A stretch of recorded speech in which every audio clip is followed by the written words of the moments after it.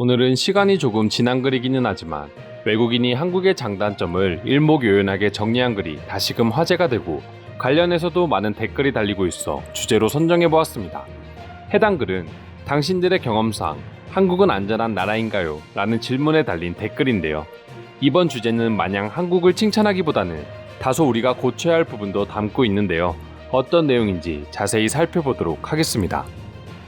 글쓴이의 불안감을 해소시켜주기 위해 한국에서 지내며 오랫동안 겪은 일들을 토대로 한국의 장단점을 설명해주기 시작했습니다. 먼저 자신이 한국에서 치안과 관련해 좋게 느꼈던 부분은 아래와 같습니다.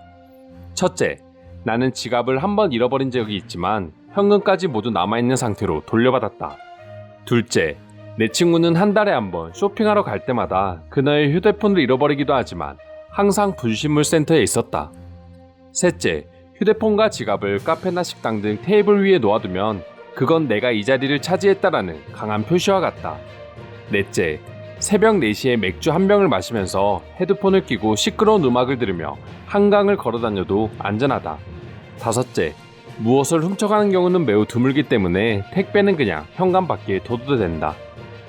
반면 글쓴이가 느낀 한국에서 위험하게 느꼈던 부분은 아래와 같습니다. 첫째, 한국은 교통 카메라와 가속 카메라가 엄청나게 부족하기 때문에 가속이 매우 빈번하다. 둘째, 골목길에서 가끔 화난 운전자들이 비키지 않으면 급하게 경적을 마구 울려댄다. 셋째, 배달용 자전거와 오토바이가 자주 불법으로 도로를 횡단한다. 몇 주 전에는 세 대의 자전거가 한 번에 교통단속을 당하는 장면을 목격했고 신호를 건너려고 하는 순간 내 눈앞을 지나쳐 사고가 날 뻔했다. 넷째, 한국은 젊은이들보다 노인들이 점점 공격적으로 변해가는 것 같다. 2호선을 타러 가는 와중에 노인들이 나를 밀치고 격하게 공격하고 가기 때문이다. 지하철을 타기 위해 그들은 물불을 가리지 않는다. 여기까지가 한국에서 생활 중인 외국인이 느낀 한국의 장단점이었습니다. 단점의 대부분은 교통 법규를 지키지 않는 차량과 오토바이, 그리고 자전거와 관련된 내용이었는데요. 이 부분은 우리도 확실하게 반성해야 하는 부분이 아닐까 생각합니다.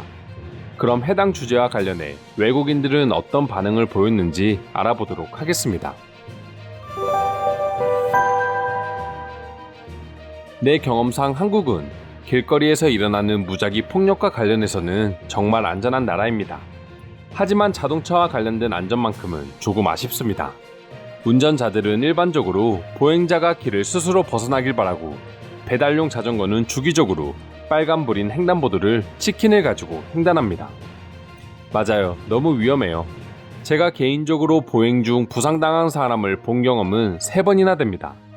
오토바이나 택시가 보행자의 발을 치고 도망가거나 자전거를 타고 가던 사람들이 보행자를 쳐서 응급실에 가기도 했습니다.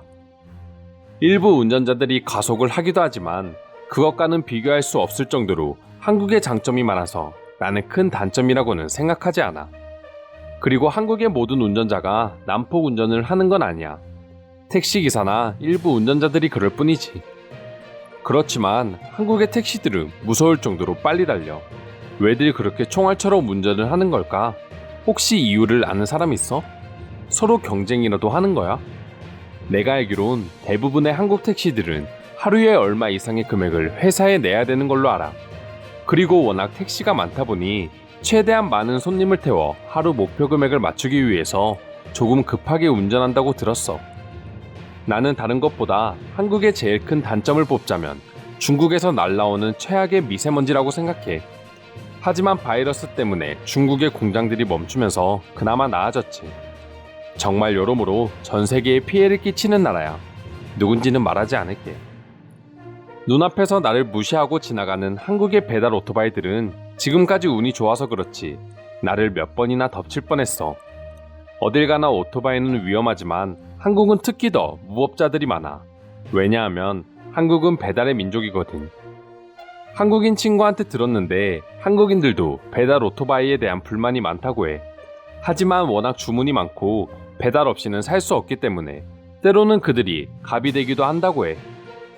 내 친구가 서울 여행을 계획하고 하필 첫날 밤에 한강을 가버렸어.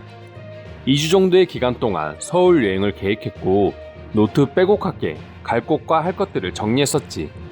하지만 여름밤 한강을 경험하자마자 일주일은 그냥 거기서 살았다고 해. 한국인들은 새벽 4시에 맥주뿐만 아니라 그냥 돗자리와 텐트를 치고 잠까지 잔다고 해. 새벽에 그냥 공터에서 돗자리를 깔고 잠을 잔다고?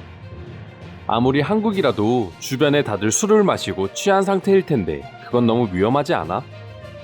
한강에는 항상 편의점이 한두 개씩 있어.